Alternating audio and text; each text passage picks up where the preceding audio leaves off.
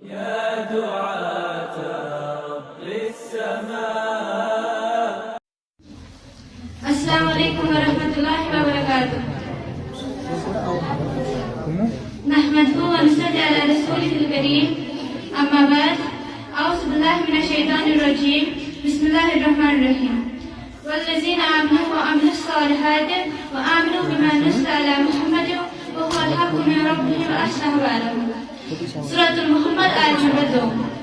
صدر محترم معزز حاضرین گرامی، آج میں اپنے بھائیوں اور بہنوں کے سامنے متبرک و بابرکت کتاب الہی یعنی قرآن مجید کے موضوع پر اپنی بحثات کے مطابق کچھ عرض کرنا چاہتی ہوں.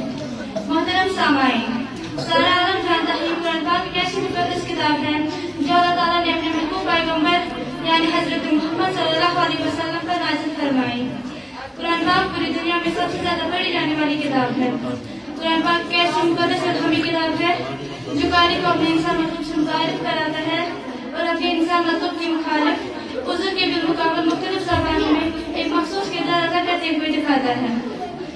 محترم حضرات، علامہ اقبال فرماتے ہیں قرآن پاک کی تلاوت کثرت سے کرنی چاہیے تاکہ قلب محمد صلی اللہ علیہ وسلم نصرت پیدا ہو.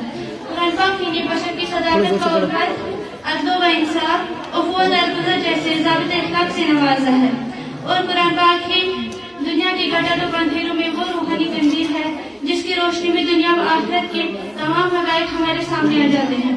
وآخر دعوانا الحمدللہ رب العالمین. السلام علیکم ورحمۃ اللہ وبرکاتہ.